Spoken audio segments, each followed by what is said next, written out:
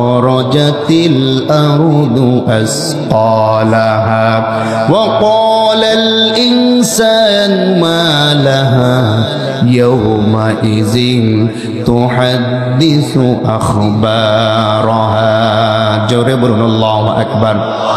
প্রচন্ড কম্পনের সময় যখন এই পৃথিবীটা তছনছ হয়ে যাবে, পাহাড়গুলা তুলার মতো উড়তে থাকবে, আমার ভাইরা মানুষ তখন হাই হতাশ শুরু করে দেবে। কোথায় যাব, কি শুরু হয়ে গেল, এটা কি সময় শুরু হয়ে গেল, কোথায় গেলে আমরা আশ্রয় পাব।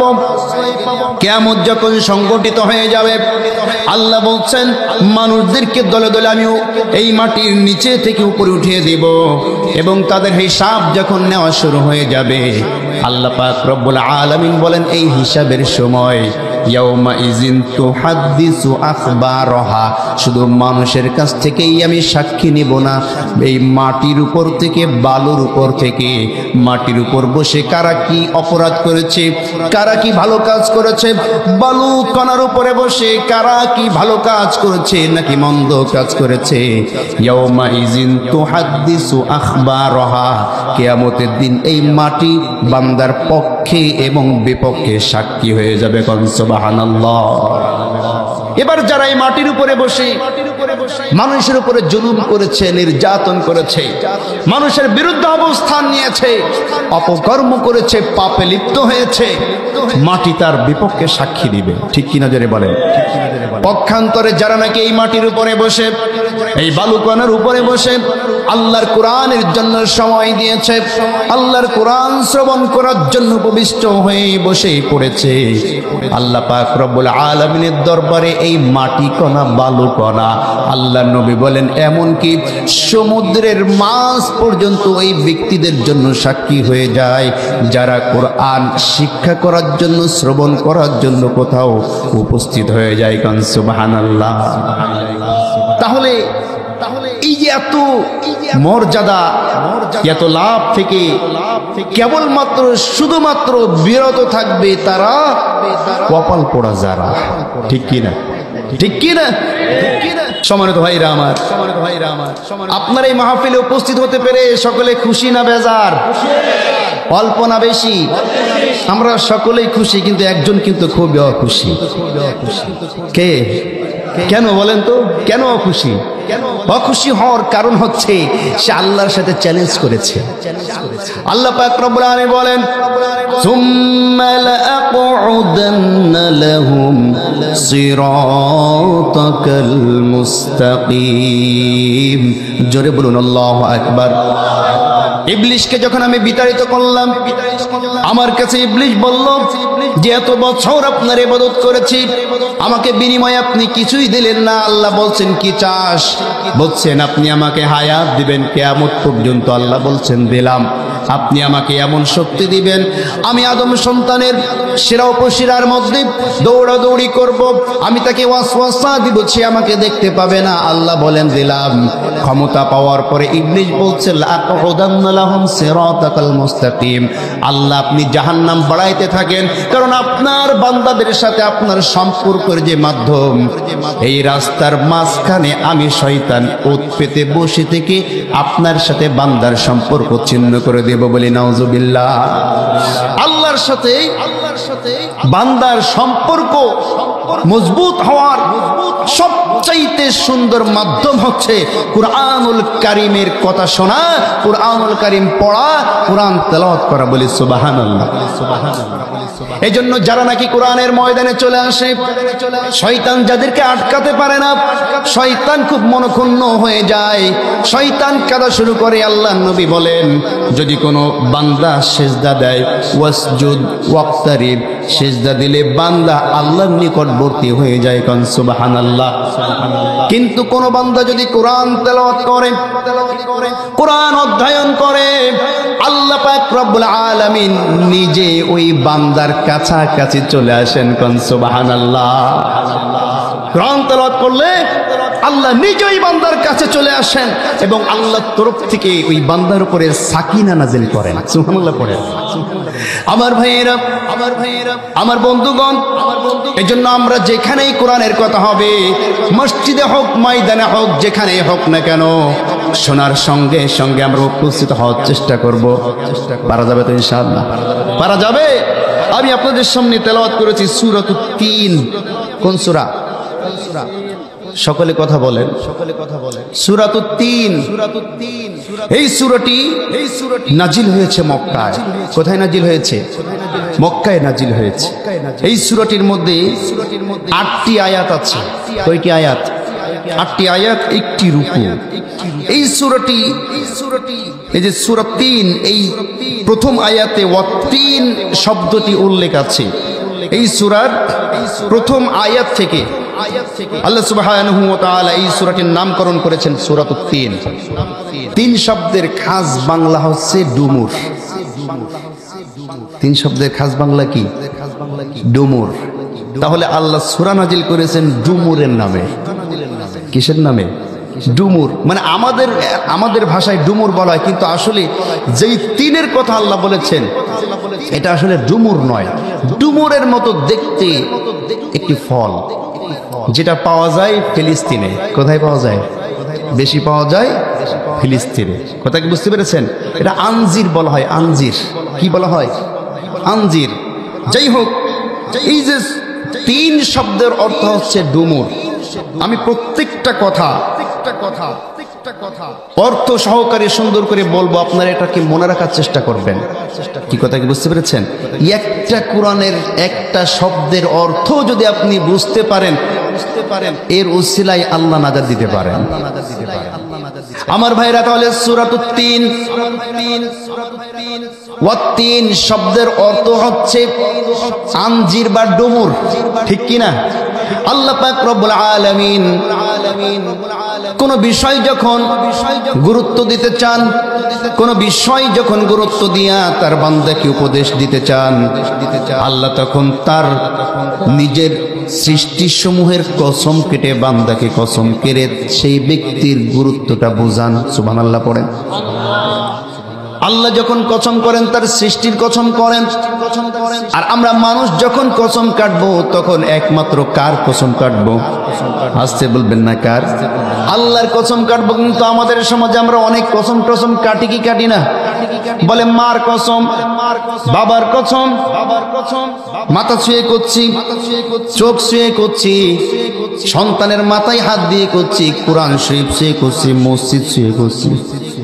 এরকম কসম আছে না নাই? আবার অনেকে কয় তুই পশ্চিম দিক ফিরে ক। বলে কি বলে না যে পশ্চিম দিক ফিরে ক?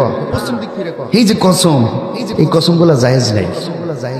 জায়েজ আছে না? একমাত্র কেবলমাত্র শুধুমাত্র কসম কাটতে হবে কার নামে?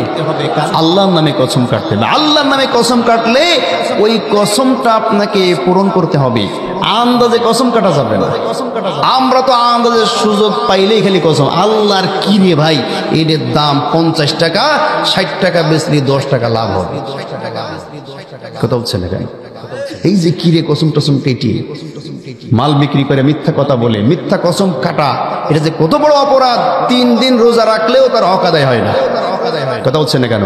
কসম ভঙ্গ করার কাফারা 3টা রোজা রাখা। কয়টা রোজা রাখা? 3টা রোজা রাখা। কোনদিন কসম কাটার পরে কসম ভঙ্গ করে 3টা রোজা কেউ রাখছে? ওইগুলো তো দিনা পাওনা হয়ে বসে আছেন, কেমনে শোধ করবেন? এজন্য কসম কাটার আগে ভেবে চিন্তা ভাবনা করে কসমটা পালন করতে পারবেন কিনা, এরপরে কসম কাটতে হবে। তাও কাবার ঘরের জন্য না, নিজের সন্তানের মাথায় হাত রেখে না, বাবার নামে না, মায়ের নামে না, কসম কাটতে হবে কার নামে? আসতে বলবেন না কার নামে? আল্লাহর নামে কসম কাটতে হবে। আর আল্লাহ যখন কসম কাটবেন তখন আল্লাহ তার সৃষ্টি জীব নিয়ে কসম কাটেন। আল্লাহ পাক রব্বুল আলামিন বলেন ওয়াত্তিন والزيتون وطور سينين وهذا البلد الأمين জোরে বলুন আল্লাহু আকবার। ওয়াত্তিন, তিন ফলের কসম।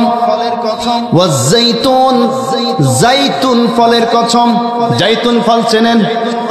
3 শব্দের অর্থ কি বলেছি বলেন তো? জাইতুন শব্দের অর্থ হচ্ছে জলপাই। সুবহানাল্লাহ বললেন না? জাইতুন শব্দের অর্থ কি? জলপাই। অলিভ অয়েল আছে না? অলিভ অয়েল বাচ্চাদের এখন শীতকালে মাখায় অলিভ অয়েল, এটা হচ্ছে জলপাইয়ের তেল। কথা কি বুঝতে পেরেছেন?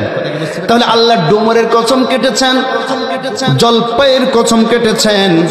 এরপর আল্লাহ বলছেন ওয়া তুরি সিনিন, তুরে সাইনার কসম, অর্থাৎ ওই পাহাড়ের কসম যেই পাহাড়ে আল্লাহর নবী মুসার সাথে আল্লাহ কথা বলেছেন। বলেন সুবহানাল্লাহ। এরপর আল্লাহ বলছেন ওয়াহাজাল বালাদিল আমিন, এই নগরীর কসম যেটাকে আমি আল্লাহ পাক রব্বুল আলামিন নিরাপদ নগরী হিসাবে ঘোষণা করে দিয়েছি, সেই নিরাপদ শহরের কসম। বলেন তো বালাদিল আমিন যেটাকে বলা হয়েছে এইটা কোন শহর? মক্কা। কোন শহর? মক্কা। তাহলে তুরি সিনিন অর্থাৎ এটার নাম হচ্ছে তুরে সাইনা, অর্থাৎ সিনাই পর্বত। কি পর্বত? সিনাই পর্বত। হাজাল বালাদিল আমিন, হাজা অর্থাৎ এইটা। কথা কি বুঝতে পেরেছেন? বালাদ, বালাদুন মানে হচ্ছে শহর। বালাদুন মানে কি? সকলে কথা বলেন, আরে মুখস্থ না থাকলেও সব হবে। বলেন বালাদুন মানে কি? শহর। আমিন মানে নিরাপদ। আমিন মানে কি? নিরাপদ, অর্থাৎ এই নিরাপদ শহরের কসম। খুব ভালো করে বুঝতে হবে আল্লাহ পাক রব্বুল আলামিন এই কসমগুলা কেটেছেন। তাফসীরের মধ্যে মুফাসসিরিন কিরাম এই কসমগুলার রহস্য উন্মোচন করেছেন। আমরা বাহ্যিক দৃষ্টিতে দেখছি তিনের কসম, জাইতুনের কসম। আল্লাহ পাক রব্বুল আলামিন এই তিন জাইতুনের কসম কেটে কি বুঝাইতে চেয়েছেন? তাফসীরের মধ্যে লেখা হয় তিন জাইতুন পাওয়া যায় বেশি হচ্ছে বাইতুল মুকদ্দাসের পাশে। সুবহানাল্লাহ পড়েন। অর্থাৎ বাইতুল মুকদ্দাস ফিলিস্তিন, শাম, সিরিয়া এই অঞ্চলে আল্লাহ পাক রব্বুল আলামিন সবচাইতে বেশি নবী রাসূল পাঠিয়েছেন। সুবহানাল্লাহ পড়েন। তার মধ্যে উল্লেখযোগ্য একজন নবীর নাম হচ্ছে হযরত ঈসা রূহুল্লাহ। সুবহানাল্লাহ পড়েন। আল্লাহ পাক রব্বুল আলামিন ঈসা রূহুল্লাহ সহ সম্মানিত নবীদের কসম কেটে ওয়াতিন এবং ওয়াজাইতুন বুঝিয়েছেন। কোন সুবহানাল্লাহ। এরপর আল্লাহ বলছেন ওয়া তুরি সিনিন, তুরে সাইনার কসম। এই ওয়া তুরি সিনিন এই কসমটা আল্লাহ কেন করলেন? আল্লাহ পাক রব্বুল আলামিন এই কসমটি করে জলিলুল কদর নবী হযরতে মূসা আলাইহিস সালাম সম্বন্ধে আপনাকে আমাকে খবর দেওয়ার জন্য বলছেন। ওই নবীর কসম যেই নবী তুর পর্বতে এসে আমি আল্লাহর সাথে সরাসরি কথা বলেছেন। কোন সুবহানাল্লাহ। আল্লাহ পাক রব্বুল আলামিন বলছেন ওয়াহাল আতাকা হাদিসু মূসা ইয রাআ নারান ফাকালা লিআহলিহিম কুসু ইন্নী আনাস্তু নারান লাআল্লি আতিকুম মিনহা বিকবাসিন আও আজিদু আলান নারি হুদা। জোরে বলুন আল্লাহু আকবার। তোমাদের কাছে কি সেই মূসার খবর পৌঁছেছে কিনা? মূসার সংবাদ কি তোমাদেরকে আমি দেব না? সেটি হচ্ছে যখন মূসা আলাইহিস সালাম তার স্ত্রী গর্ভবতী ছিলেন, গর্ভবতী স্ত্রীকে নিয়ে তিনি যখন রাতের আধার পাড়ি দিচ্ছিলেন, রাতের আধার পাড়ি দেওয়ার সময় তিনি তার স্ত্রীর প্রসব বেদনা শুরু হয়ে যায়। প্রসব বেদনার সময় কাউকে তিনি খুঁজে পাচ্ছেন না, কার কাছ থেকে একটু সাহায্য নিতে পারেন। দূরে তাকিয়ে দেখে একটি পাহাড়ের মতন উঁচা, সেইখান থেকে আলো দেখা যায়। কি দেখা যায়? আলো দেখা যায়। আলো। তিনি তার স্ত্রীকে বললেন তুমি এখানে থাকো, দূরে একটি পাহাড় দেখতে পাচ্ছি, সেখানে আলো দেখা যায়, মনে হয় সেখানে কোনো ব্যক্তি বসবাস করে, আমি হয়তোবা তার কাছ থেকে একটু আলো নিয়ে আসতে পারবো, অথবা যদি তার কাছে যদি আমি মশালে করে আগুন জ্বালিয়ে নিয়ে আসতে পারি তোমার উপকার হবে, তুমি এখানে থাকো। আল্লাহ বলছেন ইজরা নারন, যখন সে এই আলো দেখতে পেল ফাকালা লিআহলিহিম কুসু, তুমি এখানে অপেক্ষা করো, ইন্নী আনাস্তু নারান লাআল্লি আতিকুম মিনহা বিকবাসিন আও আজিদু আলান নারি হুদা, নিশ্চয়ই এই আগুন নিয়ে আসার পরে তোমার উপকার হবে। আর এই আগুন দেখে দেখে রাতের আধার পাড়ি দিয়া আমরা সঠিক পথে আমাদের গন্তব্যে পৌঁছাইতে পারবো। সুবহানাল্লাহ। আল্লাহ বলছেন ফালাম্মা আতাহা নুদিয়া ইয়া মূসা ইন্নী আনা রাব্বুকা ফাখনা আলাইক ইন্নাকা বিল ওয়াদিল মুকদ্দাসি তুয়া। জোরে বলুন আল্লাহু আকবার। ফালাম্মা আতাহা, মূসা যখন ওই পাহাড়ের উপরে উঠল, উপরে উঠার পরে তিনি দেখেন যে একটা গাছের গোড়া থেকে আগা পর্যন্ত পুরা পাতার মধ্যে যেমন এই যে সুন্দর বাতিগুলা জ্বলে, ছোট্ট ছোট্ট মরিচ বাতি যেগুলো দিয়ে আপনারা ঘর সাজান, বাড়ি সাজান, এরকম মরিচ বাতির মতো প্রত্যেক পাতার উপরে টিপ টিপ টিপ টিপ করে আলো জ্বলছে। কোন সুবহানাল্লাহ। মূসা দেখে আশ্চর্য হয়ে গেল, ব্যাপার কি, এত সুন্দর গাছ আমি তো আগে কখনো দেখিনি। আমার ভাইয়েরা, মূসা যখন এই গাছের নিকটে গেল, আল্লাহ বলছেন নুদিয়া, আমি আল্লাহ তাকে ডাক দিলাম, ইয়া মূসা। সুবহানাল্লাহ পড়েন। আমার ভাইয়েরা, রাতের আধারে নির্জন পাহাড়ি অঞ্চলে যদি কোনো ব্যক্তি একা কোথায় অবস্থান করে, ও দৃশ্য থেকে যদি কোনো আওয়াজ ভেসে আসে, বলেন তো ওই ব্যক্তি ওইখানে কি ভয় পাবে কি পাবে না? অবশ্যই ভয় পাবে। মূসা আলাইহিস সালাম যখনই শুনলেন ইয়া মূসা, হে মূসা, শোনার সাথে সাথে জুতা থুইয়া দিছে দৌড়। সুবহানাল্লাহ বললেন। আল্লাহ পাক বলছেন মূসা দৌড়ায়ও না। কেন তুমি ভয় পাচ্ছ? তোমাকে তো অন্য কোনো জিনে ডাক দেয় নাই, কোনো ভয়ঙ্কর কোনো কিছু তো তোমাকে আহ্বান জানায় নাই। ইন্নী আনা রব্বুক, তোমাকে তো আমি তোমার রব ডাকছি, তোমার রব। সুবহানাল্লাহ পড়েন। আমি তো তোমার রব, তোমাকে আহ্বান জানাচ্ছি, তোমাকে ডাকছি। মূসা তুমি কেন দৌড় দিচ্ছ? এবার মূসা তাড়াতাড়ি জুতা নিয়ে পাত থেকে জুতা খুলে চিন্তা করছে, রব যেহেতু এখানে, খালি পায়ে যেতে হবে, জুতা পায়ে দিয়ে যাওয়া যাবে না। আল্লাহ বলছেন ফাখনা আলাইক, জুতা খোলার দরকার নাই। সুবহানাল্লাহ পড়েন। ইন্নাকা বিল ওয়াদিল মুকদ্দাসি তুয়া, এটা সম্মানিত একটি জায়গা, সম্মানিত একটি স্থান। এরপরও তুমি মূসা সেইখানে কেন জুতা খুলতে যাচ্ছ? জুতা খোলার কোনো দরকার নাই ও মূসা। তবে আমি তোমাকে কয়েকটি বিষয় বলছি, ওয়া আনা ইখতারতুকা, আমার কথাগুলোকে তুমি শ্রবণ করো। সুবহানাল্লাহ পড়েন। আমি তোমাকে কেন ডেকেছি, আমার কথা তুমি শোনো মূসা। যেহেতু তোমাকে আমি পেয়ে গিয়েছি, একটু ওসিয়ত করি, একটু নসিহত করি। শোনো মূসা, ফাসতামি' লিমা ইউহা, এখন তোমার উপরে যেই কথাগুলো আসবে এইগুলা খুব যত্ন সহকারে আগ্রহের সাথে তুমি শুনবা। সুবহানাল্লাহ পড়েন। ফাসতামি' লিমা ইউহা, যেই ওহী, যেই কথা তোমার উপরে এখন অবতীর্ণ হবে, এই কথাগুলো মনোযোগ দিয়ে শ্রবণ করো। এবার মূসা আলাইহিস সালাম মনোযোগ দিয়ে শ্রবণ করলেন। আল্লাহ আবারও বলছেন ইন্নানি আনাল্লাহ, মূসা জেনে রাখবে আমি হচ্ছে সেই আল্লাহ, লা ইলাহা ইল্লাহু, যে আল্লাহ ছাড়া কোনো ইলাহ নাই। সুবহানাল্লাহ পড়েন।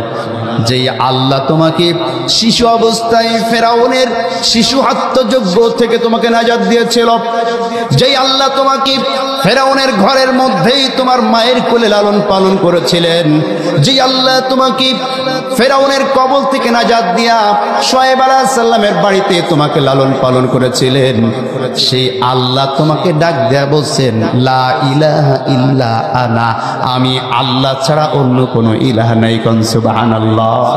সুতরাং মূসা তোমার কাজ হবে কি? ফা'বুদনি, কেবলমাত্র আমার ইবাদত করবে। কেবলমাত্র ইবাদত করতে হবে কার? আসতে বলবেন না, কার? কেবলমাত্র আমার ইবাদত করবে। আর ওয়াকিমিস সালাতা লিযিকরি, আমার স্মরণের জন্য তুমি সালাত কায়েম করবে। সুবহানাল্লাহ পড়েন। তাহলে মূসা আলাইহিস সালামকে আল্লাহ পাক রব্বুল আলামিন অর্ডার করে দিয়েছেন কেবলমাত্র ইবাদত করতে হবে কার? আল্লাহর। আর আকিমিস সালাতা লিযিকরি, আল্লাহর স্মরণ করার জন্য নামাজ পড়তে হবে, নামাজ কায়েম করতে হবে। আমার ভাইরা, মূসা আলাইহিস সালামের সাথে আল্লাহ পাক রব্বুল আলামিন যখন কথোপকথন শুরু হয়ে গেল, হযরত মূসা আলাইহিস সালাম একটু আগ্রহী বেশি ছিলেন। কথা কি বুঝতে পেরেছেন? অতি আবেগী ছিলেন। কথা বলতে বলতে এক পর্যায়ে আল্লাহকে বলছেন, আল্লাহ আমি আপনাকে দেখতে চাই। সুবহানাল্লাহ পড়ে। কি বলছে? আমি একটু আপনাকে দেখতে চাই। আল্লাহ পাক রব্বুল আলামিন বলছেন ওয়ালাম্মা جاء موسى لميقاتنا وكلمه ربه قال رب أرني জোরে বলুন আল্লাহু আকবার। মুসা যখন তুর পাহাড়ে সিনাই পর্বতে আমার সাথে দেখা করতে আসলো, কথা বলতে আসলো, কথা বলতে বলতে এক পর্যায়ে মুসা বলল রব্বি আরিনি, আমি আপনাকে দেখতে চাই। আনজুর ইলাইক, আপনি আমাকে দেখা দেন। আল্লাহ বলছেন, তখন আমি মুসাকে বললাম লান তারানি, মুসা তুমি তো আমাকে দেখতে পাবা না। সুবহানাল্লাহ পড়েন।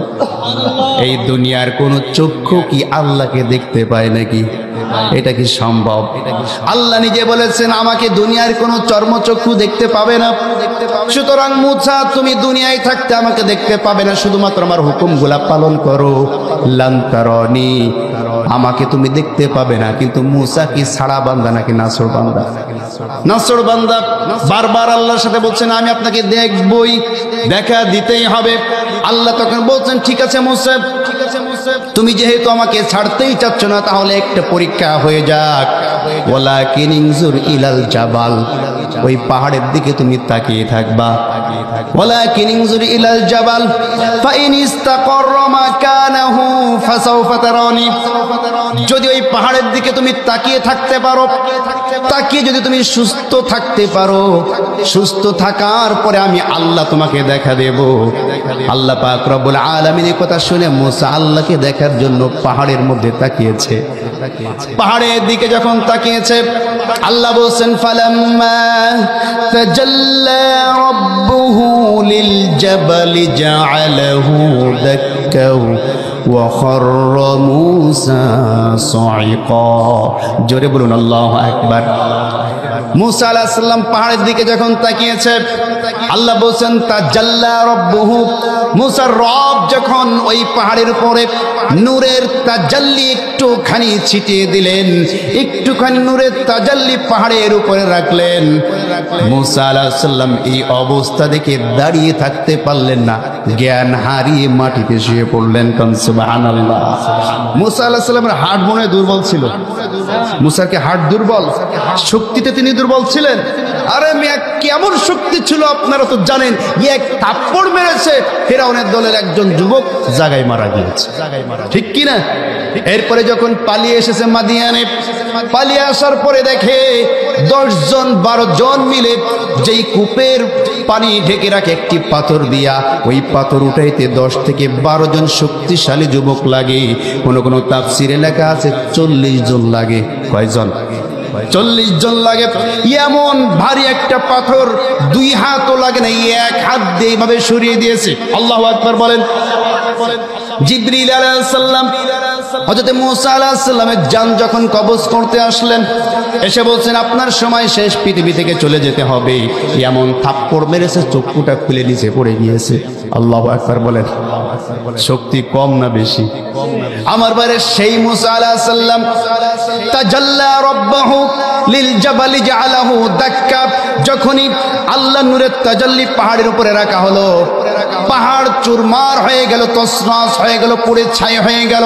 ওয়া খাররা মুসা সাইকা, মুসা আলাইহিস সালাম জ্ঞান হারিয়ে ঠাস করে জমিনে পড়ে গেলেন।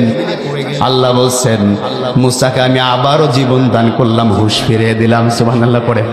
মুসা এবার দাঁড়িয়ে বলছে আফাকা ক্বালা সুবহানাকা তুবতু ইলাইকা ওয়া আনা আউয়ালুল মুমিনিন। আল্লাহ আমি আপনার সাথে বেয়াদবি করে ফেলেছি, আমি আপনার হুকুমকে অমান্য করে ফেলেছি। তুবতু ইলাইকা, আপনি আমাকে ক্ষমা করে দেন। কোন সুবহানাল্লাহ। আপনি সব কিছুর চাইতে পুত পবিত্র। আল্লাহ পাক সেই কথাগুলাকে মনে করিয়ে দেওয়ার জন্য ফিলিস্তিনের সমস্ত নবীদের মধ্যে ঈসা আলাইহিস সালামের কথা বলেছেন, আর জনাবে হযরত মুসা আলাইহিস সালামের কথাও আমাদেরকে মনে করানোর জন্য তুরে সাইনার কসম কেটেছেন। কোন সুবহানাল্লাহ। এবার আল্লাহ পাক রব্বুল আলামিন বলেন ওয়াহাজাল বালাদিল আমিন, ওই স্থানের কসম যে স্থানটিকে আমি আল্লাহ পাক রব্বুল আলামিন নিরাপদ শহর হিসাবে ঘোষণা করেছি, সুবহানাল্লাহ পড়েন। নিরাপদ শহর হিসাবে আল্লাহ পাক রব্বুল আলামিন ঘোষণা করেছেন। এইখানে তাফসীরের মধ্যে লেখা হয়, এই নিরাপদ শহরে আল্লাহ পাক রব্বুল আলামিন আমাদের জাতির পিতা ইব্রাহিম আলাইহিস সালামকে পাঠিয়েছিলেন। সুবহানাল্লাহ। জাতির পিতা ইব্রাহিম তিনি যখন নমরুদের সাথে হক এবং বাতিলের লড়াইয়ে তিনি বিজয় লাভ করলেন, তিনি তার ওই স্থান থেকে হিজরত করে চলে এসেছিলেন। আসার পরে আপনারা জানেন তার দ্বিতীয় স্ত্রীর গর্ভে যখন সন্তান এসেছিল, আল্লাহ পাক বলেছিলেন একে নিয়ে মক্কার মরুভূমিতে রেখে আসো, নির্বাসনে রেখে আসো। মক্কার মরুভূমি এমন একটি এলাকা, ওই সময় ছিল কোনো জনমানব কোনো কিছুই সেখানে বসবাস করতো না, ঠিক কিনা যারা বলেন আমার ভাইয়েরা। হযরত ইব্রাহিম আলাইহিস সালাম আল্লাহ পাক রব্বুল আলামিনের কাছে ওই সময় দোয়া করেছিলেন, ওয়া ইয ক্বালা ইব্রাহিম রাব্বিজআল হাযাল বালাদা আমিনা ওয়াজনুবনি ওয়া বানিয়া আন না'বুদাল আসনাম। জোরে বলুন আল্লাহু আকবার। ইব্রাহিম আলাইহিস সালামের এই দোয়া আল্লাহর কাছে পছন্দনীয় হয়ে গিয়েছে। আল্লাহ পাক বলছেন যে ইব্রাহিম এই শহরটাকে, এই জনপদটাকে আল্লাহর পক্ষ থেকে নিরাপত্তা চেয়েছিলেন। আমি ইব্রাহিমের দোয়া কবুল করেছিলাম। কেমনে দোয়া কবুল হয়েছিল? জনমানব শূন্য একটি মরুভূমি এলাকায় আল্লাহর নবী হযরতে ইব্রাহিম আলাইহিস সালাম তার সন্তান ইসমাঈল আলাইহিস সালাম সহ তার সন্তানকে ওইখানে এবং তার স্ত্রীকে ওইখানে রেখে তিনি যখন চলে যাচ্ছিলেন, পিছন থেকে স্ত্রী ডাক দেয়, ও স্বামী আপনি আমাকে কোথায় রেখে যাচ্ছেন? এখানে তো কোনো মানুষ নাই, কোনো খাবার নাই, কোনো কিছুই নাই, কেমনে আমরা এখানে থাকবো? এখানে হয়তোবা হিংস্র জন্তু এসে আমাদেরকে মেরে ফেলবে, কেন আপনি এখানে আমাদেরকে রেখে যাচ্ছেন? ইব্রাহিম আলাইহিস সালাম কোনো কথা না বলে সোজা পিছন দিকে হাঁটা শুরু করেছেন। অনেক দূর পর্যন্ত স্ত্রী আসার পরে এবার বলছেন, আপনি যেই কাজটি করেছেন এটাকে আল্লাহর হুকুমে করেছেন নাকি? ইব্রাহিম আলাইহিস সালাম হাতটি উঁচু করে ইশারা দিয়ে বলছেন, হ্যাঁ আমি আল্লাহর হুকুমে করেছি। এভাবে তখন তিনি চলে গেলেন। বেশ কিছু দূর যাওয়ার পরে সোজা মরুভূমি এলাকায় বহুদূর যাওয়ার পরে পেছনে তাকিয়ে যখন দেখলেন স্ত্রীকে দেখা যায় না, সন্তানকে দেখা যায় না, ওই সময় আল্লাহর দরবারে তিনি বলছেন, রব্বানা ইন্নী আসকানতু মিন যুররিয়্যাতি বিওয়াদিন গায়রি জি যারইন ইনদা বাইতিকাল মুহাররম। জোরে বলুন আল্লাহু আকবার। ও আমার প্রভু, আমার রব, ইন্নী আসকানতু মিন যুররিয়্যাতি বিওয়াদিন গায়রি জি যারইন, এমন স্থানে আপনার হুকুম আমার স্ত্রী সন্তানদেরকে আমি রেখে এসেছি যে স্থানে কোনো মানব বসতি নাই, কোনো গাছগাছালি নাই, কোনো খাদ্যের ব্যবস্থা নাই, পানির কোনো ব্যবস্থা নাই। ইনদা বাইতিকাল মুহাররম, এবং আমি জানি আল্লাহ ওইখানে তোমার একটি ঘর নির্মিত হবে। ও রব্বুল আলামিন লিয়ুকিমুস সালাহ, ও রব্বুল আলামিন আমার পরিবারের মাধ্যমে ওইখানে তুমি সালাতের ব্যবস্থা করে দাও। কান সুবহানাল্লাহ। রব্বানা, ও আমার রব, ফাজআল আফকিদাতাম মিনান নাস, মানুষের অন্তরটা ওই স্থানের দিকে তুমি ঝুঁকায়া দাও। সুবহানাল্লাহ পড়েন। তাহবি ইলাইহিম ওয়ারযুকহুম মিনাস সামারাত, এবং ওইখানে যদিও কোনো খাদ্যের ব্যবস্থা নাই, তুমি বিভিন্ন রাষ্ট্র থেকে খাদ্য ওইখানে পাঠায় দাও। সুবহানাল্লাহ পড়েন। আমার ভাইয়েরা, এই স্থানকে কেন্দ্র করে আমাদের নবী জনাবে মুহাম্মদ রাসূলুল্লাহ সাল্লাল্লাহু আলাইহি ওয়াসাল্লামকে উদ্দেশ্য করা হয়েছে। জনাবে মুহাম্মদ রাসূলুল্লাহ সাল্লাল্লাহু আলাইহি ওয়াসাল্লামকে মক্কা বিজয়ের দিন আল্লাহ পাক ঘোষণা করে বলে দিতে বলেছিলেন যে আজ মক্কা বিজয় হয়ে গিয়েছে, এই মক্কার মধ্যে যারা প্রবেশ করবে আল্লাহ পাক তাদেরকে নিরাপত্তা দান করবেন। কোন সুবহানাল্লাহ। ওয়া মান দাখালাহু কানা আমিনা, যারা এই মক্কার মধ্যে প্রবেশ করবে তারা নিরাপত্তা লাভ করবে। সুতরাং সমস্ত নবী রাসূলগণ তাদেরকে কসম কেটেছেন আল্লাহ পাক রব্বুল আলামিন। এই কসম কাটার পরে এবার আমাদেরকে উদ্দেশ্য করে বলছেন, লাকাদ খালাকনাল ইনসানা ফি আহসানি তাকওয়িম। জোরে বলুন আল্লাহু আকবার।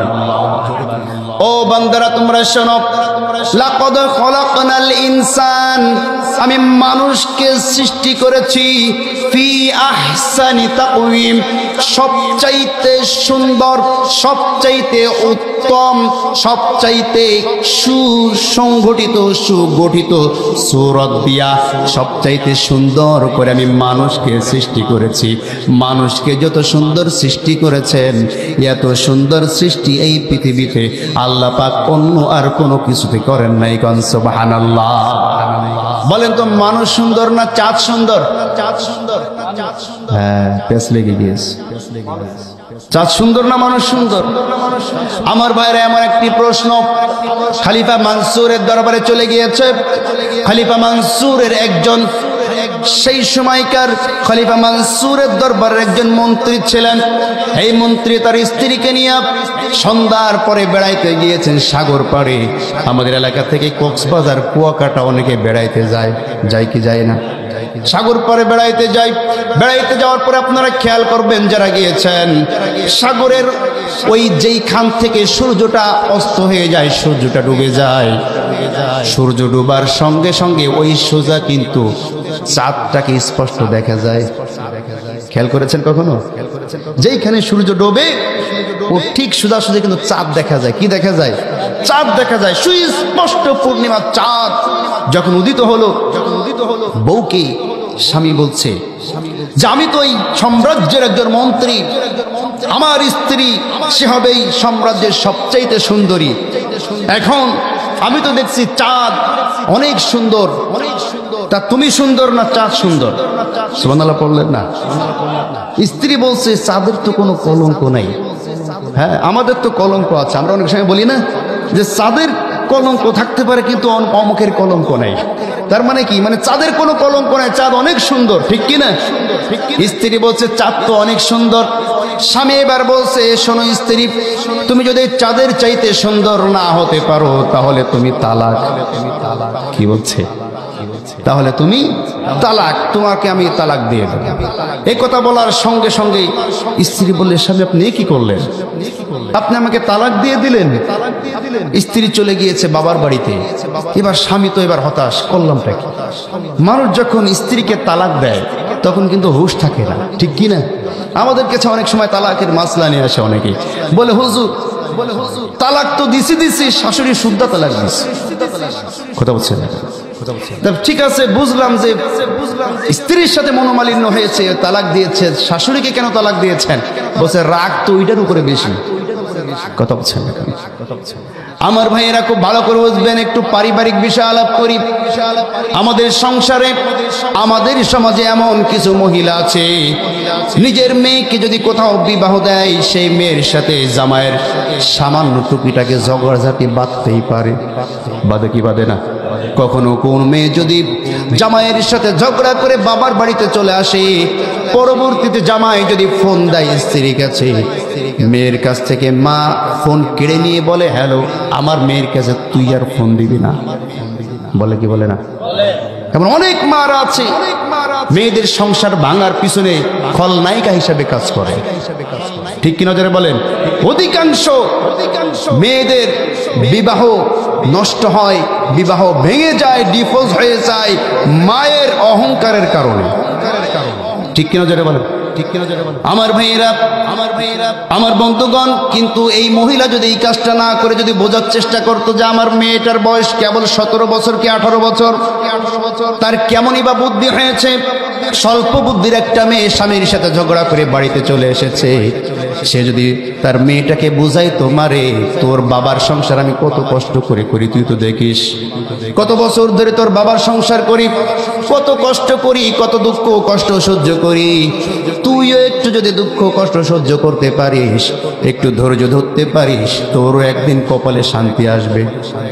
ঠিক কেন জোরে বলেন? এইভাবে কি কোনো মা তার মেয়েকে বোঝায় নাকি? কথা বলছেন না কেন?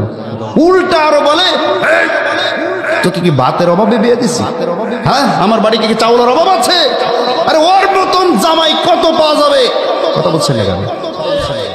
এমন ভাবে মেয়েদেরকে ডিভোর্স দেওয়ানো শুরু করে।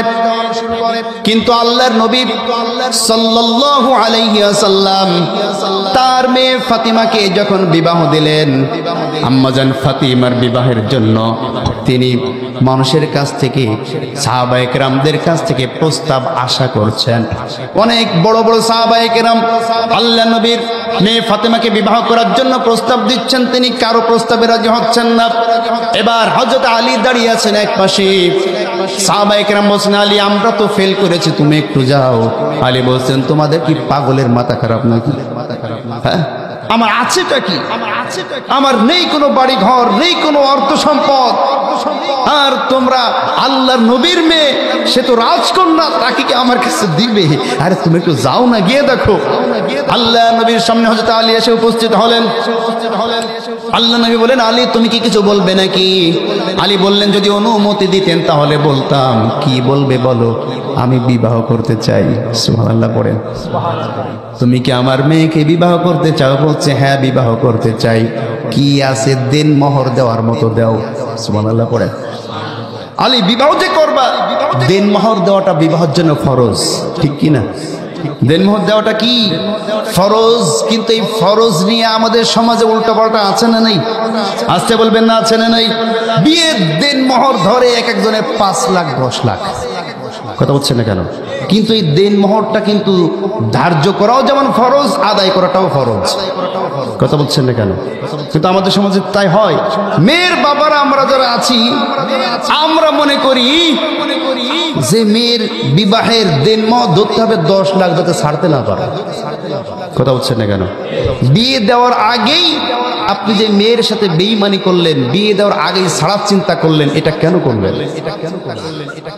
কোন পুরুষ কোন মেয়ের প্রতি তার যদি একবার মনটা নষ্ট হয়ে যায়, এই পুরুষ মানুষকে আপনি চেনেন না। পুরুষরা বলে, আজীবন দরকারে জেল খাটবো, জীবনের সমস্ত সম্পদ দরকারে বিক্রি করে দেব, তোর মতন ডাইনি আমার সংসারে রাখবো না। আপনি 10 কোটি টাকা কাবিন দিয়ে কি করবেন? কথা বলছেন না কেন? এদিন একটা বিবাহ পড়াইতে গিয়েছি, এমন কাবিন নিয়ে বেঁধেছে ঝগড়া। কথা বুঝতে পেরেছেন? মেয়ের বাবারা বলছে না 3 লাখের নিচে হবে না, আর ছেলের বাবা বলছে না আমি 50,000 টাকা কাবিন দেবো। কথা বুঝতে পেরেছেন? ছেলের কানে এই কথা গিয়ে ছেলে বলে, আরে 10 লাখ দিন বাদ দাও তো, তুমি কে দিচ্ছে টাকা? কথা বুঝলেন নাই? 10 লাখ করুক, অসুবিধা কি? টাকা দিচ্ছে কি? কথা বুঝতে পেরেছেন না? বিবাহের কাবিন ধার্য করা ফরজ, এটা আদায় করাটাও ফরজ। কারা কারা কাবিন নগদ দিয়ে বিয়ে করেছেন? হাত উঁচু করেন। একজন, 2 জন, আমি একজন, 3 জন। কথা বুঝতে পারেন? আমার সাথে এই জুলুমটা হয়েছে। কথা বুঝতে পেরেছেন? উচিত হচ্ছে ছেলের অ্যাবিলিটি অনুযায়ী সে যেটা নগদ দিতে পারবে সেইটার উপরেই কাবিন ধার্য করতে হবে। কথা কি বোঝা গিয়েছে? কিন্তু আমাদের সমাজে কাবিন দেয় 10 লাখ, বাসর রাত্রে বউরে কয় মাফ করে দে, মাফ করে দে। বউ কয় জাত দিলাম। 2 বছর পরে যখন ঝগড়াঝাটি বাঁধে, বলে ছাড়তে পারে, আগে 5 লাখ দে। তাহলে মাফ করলো কেমনে? কত কম? কেউ যদি মাফ করে দেয় তাহলে কি চায়? তা ওরা নাকি মাফ করে দেয়, তাহলে ঝগড়া বাঁধলে আবার কাবিনের টাকা চাও কেন? কেমন মাফ করলা? যাই হোক, আল্লাহ নবী আলীকে বললেন, আলী তুমি বিবাহ করবা, কাবিনের টাকা কি আছে? বলছে আমার তো তেমন কিছু নাই। আল্লাহ নবী বললেন, কিছুই কি নাই? বলছে আছে, ঢাল আছে, আর তরবারি আছে। কি আছে? ঢাল আছে, আর তরবারি আছে। নবীজি বললেন, ঢাল বিক্রি করো, তরবারিটা রেখে দাও, যুদ্ধ করার জন্য তরবারি লাগবে। ঢাল বিক্রি করতে গেলেন বাজারের মধ্যে। বাজারে গিয়ে দেখা হয়েছে হযরত ওসমানের সাথে। কার সাথে? হযরত ওসমানের সাথে দেখা হয়েছে। কি ব্যাপার হযরতে আলী, তুমি এখানে কেন বসে আছো? ঢাল বিক্রি করব। ঢাল বিক্রি করে কি করবে? বিয়ে ঠিক হয়েছে। কার সাথে? নবীর মেয়ে ফাতেমার সাথে। সুবহানাল্লাহ পড়েন। বলো কি? নবীর মেয়ে ফাতেমার সাথে তোমার বিয়ে? আচ্ছা, নবীর মেয়ে ফাতেমা ওসমানের কি হয় বলেন তো? হ্যাঁ, শালি, শালির বিয়ে হচ্ছে দুলাভাই জানে না। আমাদের সমাজে যদি এমন হয় বলেন তো অবস্থাটা কি হবে? হ্যাঁ, শালির বিয়া দুলাভাই জানে না। আমাদের সমাজে যদি হইতো, বাড়ি গিয়া বলতো তোর বাপের বাড়ি আজীবনের জন্য আমার জন্য বন্ধ হয়ে গেল। কথা বলছে জীবনেও যাবে না। যদি ফোন করে শ্বশুর বাবা আমার ছোট মেয়ে তো বিবাহ ঠিক হয়েছে, তোমরা আসো। হ্যাঁ, ঠিক করার সময় তো আমাদের কাজে লাগে না, এখন কি কাজে লাগে? যাও, যাব না। কথা বলছেন না কেন? কিন্তু হযরত উসমান বলছো, বলো কি আমার শালীর সাথে তোমার বিবাহটা তো খুব ভালো কথা। এই নাও টাকা, ঢালটা আমি ক্রয় করে নিলাম। হযরত আলী যখন টাকা নিয়ে চলে যাচ্ছিলেন, পিছন থেকে ডাক দিলেন, আলী এই ঢালটা আমি তোমার বিবাহে উপহার স্বরূপ দিয়ে দিলাম। কোন সুবহানাল্লাহ। হযরত আলী ঢাল নিয়ে টাকা নিয়ে চলে এসেছেন আল্লাহর নবীর দরবারে। বলছি, ইয়া রাসূলুল্লাহ, এই যে কাবিনের টাকা। আল্লাহ নবী বলছেন, টাকা তো নিয়ে আসছো ভালো কথা, ঢাল তো হাতেই রয়েছে, ঢাল কি বিক্রি করো নাই? বলছে, বিক্রি তো করেছি। কোথায়? উসমানের কাছে। লোক আর খুঁজে পাও না, উসমানের কাছে বিক্রি করতে গিয়েছে। যাই হোক, বিবাহ হয়ে গেল। যে কথা বলছিলাম, মূল যে কথা ভালো করে বুঝেন, বিবাহ দেওয়া হয়ে গেল। আল্লাহর নবী তার কলিজার টুকরা কন্যা ফাতেমাকে বসাইয়া বলছেন, ও ফাতেমা, এতদিন আমার ঘরের মধ্যে বসবাস করেছ, আমি তোমাকে যেভাবে ইচ্ছা সেভাবে তোমাকে চালিয়েছি, যতটুক সম্ভব তোমার চাহিদা পূরণ করার চেষ্টা করেছি। কিন্তু যেই ব্যক্তির সাথে তোমার বিবাহ দিয়ে দিয়েছি, হযরত আলী আমার একজন কলিজার টুকরা, সে কিন্তু গরিব মানুষ। তুমি আলীর ঘরে চলে যাবে। আলীর ঘরে যাওয়ার পরে হযরত আলীর পক্ষ থেকে কখনো যেন তোমার বিরুদ্ধে কোনো নালিশ না শুনি, আর তুমিও যেন কখনো তোমার শ্বশুর শাশুড়ির বিরুদ্ধে, শ্বশুর বাড়ির বিরুদ্ধে কোনো নালিশ আমার কাছে যাতে তুমি নিয়ে আসবে না। সুবহানাল্লাহ পড়েন। যদি কখনো দেখি তুমি আলীকে অপমান করেছ, কোনো জিনিস আলী তোমাকে দিতে পারে নাই, তাকে তুমি কষ্ট দিয়েছ, আমি মুহাম্মদ তোমার সাথে কখনো কথা বলবো না। কোন সুবহানাল্লাহ।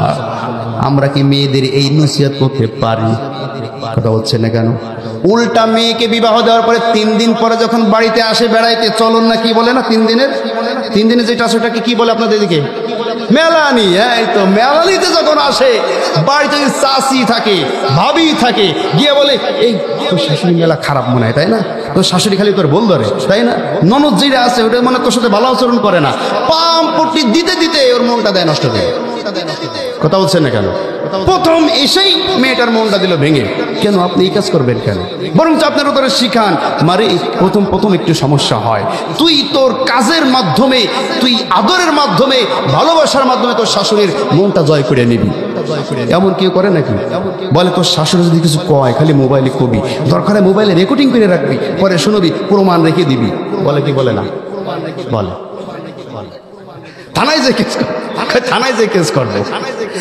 এই যে সংসারের মধ্যে অসাধ কেন? আপনার মনটা এত নিচে কেন? আপনিও তো একজনের সংসার করতেছেন, কথা বলছেন না কেন? স্বামী স্ত্রীর মধ্যে ঝগড়া বাঁধে নাই, 40 বছর 50 বছর হয়ে গিয়েছে, একদিনও স্বামী স্ত্রী ঝগড়া বাঁধে নাই। কে আছে একটু আত্মীয় করেন তো? আছে কেউ আছে? আরে আল্লাহ নবী নিজের স্ত্রীদের সাথে ঝগড়া বেঁধেছে কি বাঁধে নাই?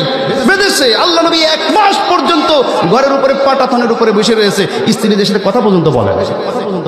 ঝগড়াঝাটি সব সংসারে হয়। তোমার নিজেরটা বোঝো, মেয়েরটা কেন বুঝলে না? ঠিক কি না? তো তখন ওই এসে বলে, হুজুর বউকে তালাক দিয়ে দিয়েছি। তখন মাথা ঠিক ছিল না, রাগের মাথায় তালাক দিয়েছে। তো তালাক কি মানুষ সুস্থ থাকতে দেয়? ভালোবেসে দেয়, রাগের মাথায় তো তালাক দেয়। ঠিক কি না? আমার ভাইয়েরা, খলিফা মনসুরের দরবারে চলে গেল, গিয়া বলছি যে আমি তো ভুল কাজ করে ফেলেছি। খলিফা, কি ভুল কাজ করেছো তুমি? আমি তোমার স্ত্রীকে তালাক দিয়ে দিয়েছি। কি বলে তালাক দিয়েছো? আমি বলেছি যে তুমি যদি চাঁদের চাইতে সুন্দর না হও তুমি তালাক।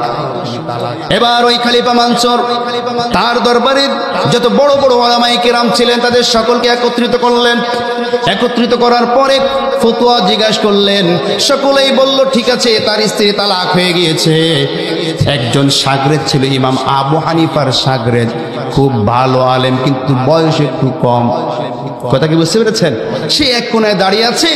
খলিফা মনসুর বলছে যে আপনি তো কিছু বললেন না, সবাই বলল বড় বড় উলামায়ে কেরাম, আপনার একটা মতামত দেন। তো বলছে আমি মতামত দিতে পারি, নামাজ রক্ত হয়ে গেলে সবাই যাতে আমার পিছনে নামাজে দাঁড়ায়। সুবহানাল্লাহ পড়েন। মাগরিবের রক্ত হয়ে গেল।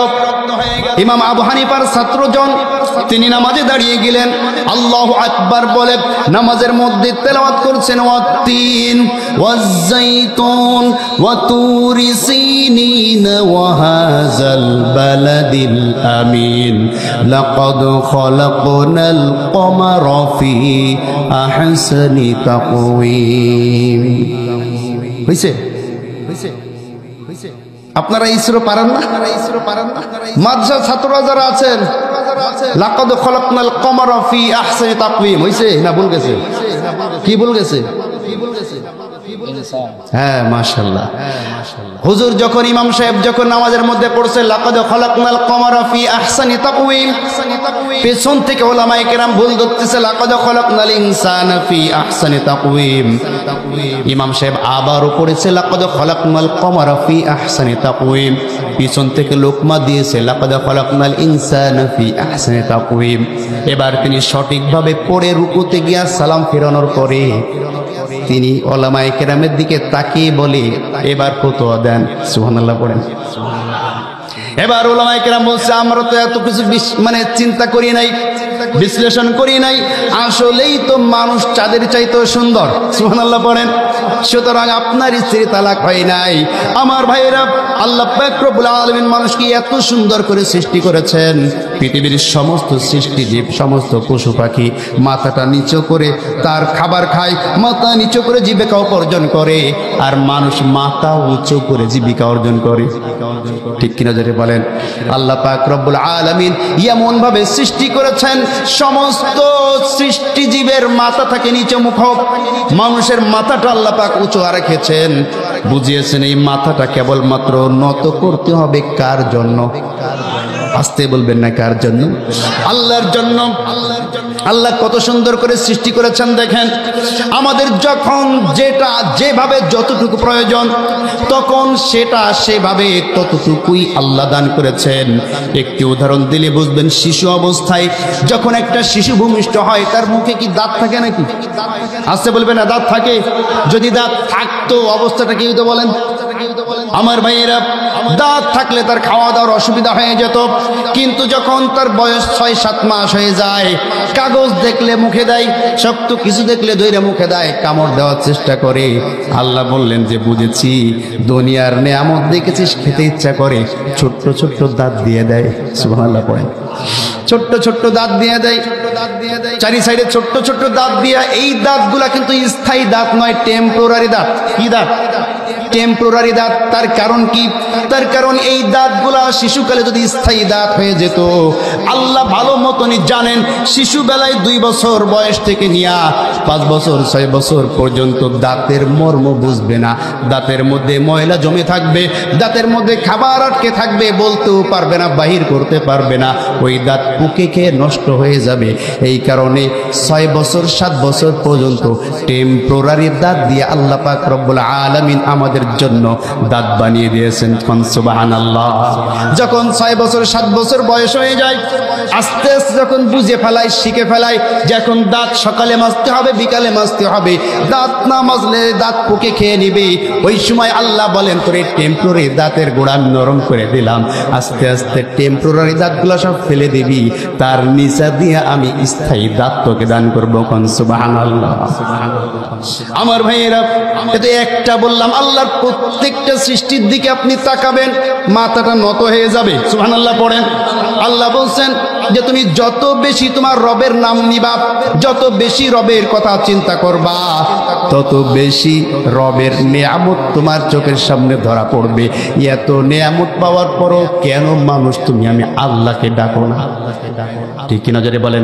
আল্লাহ বলছেন, ইয়া আইয়ুহাল ইনসানু মা গররাকা বিরাব্বিকাল কারীম আল্লাযী খালাকাকা ফাসাওয়াকা ফাআদালাক ফি আইয়ি সূরাতিন মা শাআ রাক্কাবাক।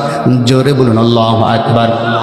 ইয়া আইয়ুহাল ইনসান, ও মানব মণ্ডলী, মা গররাকা বিরব্বিকাল কারীম, কিসে তোমাকে আমি আল্লাহর হুকুম থেকে, আল্লাহর ইবাদত থেকে কিসে তোমাকে দূরে সরিয়ে রাখলো?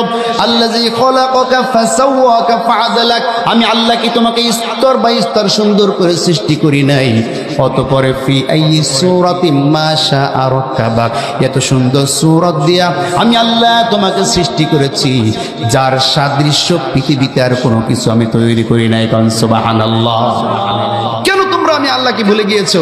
তবে হ্যাঁ মানুষ, তুমি ভুলে থাকতে পারো, আমি আল্লাহ বলি নাই। আমি আল্লাহ তোমাদেরকে সতর্ক করছি, আজীবন কিন্তু তুমি যুবক থাকবা না, ঠিক কিনা? আজীবন তোমার গায়ে শক্তি থাকবে না, আজীবন তোমার ক্ষমতা থাকবে না। সময়ের পালা বদল হয়, ঠিক কিনা জোরে বলেন? শক্তির পালা বদল হয়, ক্ষমতার পালা বদল হয়। আল্লাহ বলছেন সুম্মা রাদাদনাহু আসফালা সাফিলিন। জোরে বলুন আল্লাহু আকবার। মানুষ, তুমি জেনে রাখো, তোমাদেরকে আমি এমন একটি সময় নিয়ে যাব, যেই সময় পূর্ববর্তী সময় থেকে আরো খারাপ সময় অনেকের জন্য হয়ে যাবে। বলে নাউজুবিল্লাহ। এখানে তাফসীরকারগণ 3 ধরনের তাফসীর করেছেন। কয় ধরনের? 3 ধরনের। সুম্মা রাদাদনাহু আসফালা সাফিলিন, তার একটা অর্থ হচ্ছে মানুষ যেমন শিশু অবস্থায় ছিল, শিশুকালে তার একটা অবস্থান ছিল, শিশু থেকে যখন কিশোর হলো, কিশোর একটা বয়স, তার সুন্দর একটি বয়স ছিল, কিশোর থেকে যখন যুবক হয়েছে, ওই বয়সটা তার পাল্টিয়ে গিয়েছে। বর্তমান আমরা যারা যুবক অবস্থায় আছি, বলেন তো, শিশুকালে 10 বছর 12 বছর বয়সে এর চাইতেও বড় মাঠে সারাদিন ফুটবল খেলেছি, সকালে ফুটবল খেলা শুরু করেছি, দুপুর পর্যন্ত কোনো কষ্ট হয়েছে? আসতে বলবেন না কষ্ট হয়েছে? সারাদিন দৌড়িয়েছি, কোনো কষ্ট হয় নাই। এখন এই বয়সে এসে আপনি ফুটবল নিয়ে মাত্র 2টা দৌড় দিবেন, কথা হচ্ছে না কেন? 2টা দৌড় দেওয়ার সাথে সাথে 3 গ্লাস পানি খাওয়া লাগবে, ঠিক কিনা জোরে বলেন? কারণ আগে আপনার এই পেট আর পিঠ ছিল সমান, এখন পেট একটু উঁচা হয়েছে, কথা বলছেন না কেন? চুল আগে ছিল কালো, এখন চুল হয়ে গিয়েছে সাদা, কথা বলছেন না কেন? শরীরটা আগে ছিল টাইট, এখন শরীরটা হয়ে গিয়েছে ঢিলা, কথা বলছেন না কেন? এই যে অবস্থার পরিবর্তন হয়ে গিয়েছে, মানুষের শারীরিক অবকাঠামোর পরিবর্তন হবে। এজন্য আল্লাহ বলেছেন সময় থাকতে সময়ের মর্যাদা দিতে হবে। যুবক বয়সে যারা তাহাজ্জুদ পড়েছে, যুবক বয়সে যারা সুন্দর করে নামাজ পড়েছে, এই মানুষটা যখন আসফালা সাফিলিন, বৃদ্ধ বয়সে উপনীত হবে, সোজা হয়ে নামাজ পড়তে পারবে না, সুন্দর করে সেজদা দিতে পারবে না, তাহাজ্জুদের সময় ঠিক মতন উঠতে পারবে না। আল্লাহর নবী বলেন, যুবক বয়সে যারা সুন্দর করে নামাজ পড়েছে, তাহাজ্জুদ পড়েছে, বৃদ্ধ বয়সে ওই কাজ না করতে পারলেও আল্লাহ পাক তাকে সঠিক নামাজের সওয়াব, তাহাজ্জুদের সওয়াব তার আমলনামায় দান করে দিবেন। কোন সুবহানাল্লাহ। এজন্য যুবক সময় যারা আছি আমরা, এই যুবক সময়টাকে কাজে লাগাইতে হবে। যুবক বয়সে যুবক যারা আছি আমরা, যুবকরা সময়টাকে নষ্ট করে ফেলি, ঠিক কিনা? বিভিন্ন খেল তামাশায় সময়টাকে নষ্ট করি, বিভিন্ন ইয়ারকি আড্ডায়, মোবাইল ফেসবুকে এখন সময়টা বেশি নষ্ট হচ্ছে। আমার ভাইয়ের এই জন্য সময় নষ্ট করা যাবে না, সময়টা কাজে লাগাইতে হবে। মানুষকে দ্বিতীয় যে তাফসীরটা করা হয়েছে আসফালা সাফিলিন, অর্থাৎ মানুষ এক সময় ভালো অবস্থায় থাকে, শিশুকালে কেউ কিন্তু সন্ত্রাসী হয়ে শিশুকালে আসে না, কেউ কিন্তু চোর হয়ে জন্মায় না, কেউ কিন্তু লুটতরাজ লুটপাটকারী হিসাবে জন্মায় না, জালিম হিসাবে জন্মায় না। স্তরে স্তরে সে নামাজ না পড়তে পড়তে, পাপের কাজ করতে করতে এক সময় সে ব্যক্তি জান্নাতি মানুষ থেকে জাহান্নামী মানুষ হয়ে যায়। বলে নাউজুবিল্লাহ। আসফালা সাফিলিনের শেষ তাফসীর হচ্ছে, মানুষ দুনিয়ায় থাকতে যেই কর্মের উপরে থাকে, দুনিয়াতে আল্লাহ পাক তাকে শাস্তি না দিলেও তার কর্মের কারণে আসফালা সাফিলিন, কিয়ামতের ময়দানে হিসাব নিকাশে যদি আল্লাহর কাছে ধরা খেয়ে যায়, সে ব্যক্তি জাহান্নামী হয়ে আগুনের মধ্যে নিক্ষিপ্ত হয়। এটাকেও আসফালা সাফিলিন বলা হয়েছে। কথা কি বুঝতে পেরেছেন? এবার আল্লাহ পাক রব্বুল আলামিন বলছেন, খারাপ অবস্থা থেকে তারা বাঁচতে পারবে, ইল্লাল্লাযীনা আমানু ওয়া আমিলুস সালিহাতি ফালাহুম আজরুন গায়রু মামনুন। জোরে বলুন আল্লাহু আকবার। যারা নাকি সঠিকভাবে ঈমান আনতে পারবে আর ভালো কাজ করতে পারবে, ফালাহুম আজরুন গায়রু মামনুন, আল্লাহ পাক তাদেরকে নিয়ামত দান করবেন, তাদের উপর রহম করবেন এবং দয়া করবেন। ফামা ইউকাজ্জিবুকা বা'দু বিদ্দিন, যারা নাকি আমি আল্লাহর কথাকে অস্বীকার করো, আমার সামনে দাঁড়াইতে হবে এটাকে যারা অস্বীকার করো, তারা কি এটা মনে রাখো না, আলাইসাল্লাহু বিআহকামিল হাকিমিন, আমি আল্লাহ বিচারকদের সর্বশ্রেষ্ঠ বিচারক কি আমি আল্লাহ নয়? সকলে বলেন বালা, বলেন আমার সাথে বালা। ওয়া আনা আলা যালিকা লামিনা শাহিদিন, অবশ্যই আপনি সমস্ত বিচারকদের শ্রেষ্ঠ বিচারক, ঠিক কিনা? আল্লাহ সমস্ত বিচারকদের শ্রেষ্ঠ বিচারক কিনা? অবশ্যই শ্রেষ্ঠ বিচারক। সুতরাং সেই আল্লাহর সামনে আমাদেরকে ফিরে যেতে হবে, আমাদের প্রত্যেকটা কর্মকাণ্ডের পুঙ্খানুপুঙ্খানু হিসাব হবে। এই জন্য আল্লাহ পাক রব্বুল আলামিন আমাদেরকে তার কসম দিয়া, সৃষ্টিজীবের কসম দিয়া যেই কথাগুলো বলতে চেয়েছেন, দুনিয়ার কোনো মোহ, দুনিয়ার কোনো ভয়, দুনিয়ার কোনো লোভ, আমি আল্লাহর হুকুম থেকে, আল্লাহর ইবাদত থেকে তুমি মানুষদেরকে যাতে কেউ ফিরিয়ে রাখতে না পারে। কি কথা কি বুঝতে পেরেছেন? তাহলে আমরা দুনিয়ায় কষ্ট পেলেও ভালো থাকি, সুখে থাকি, শান্তিতে থাকি, বিপদে থাকি, আল্লাহকে বলা যাবে না।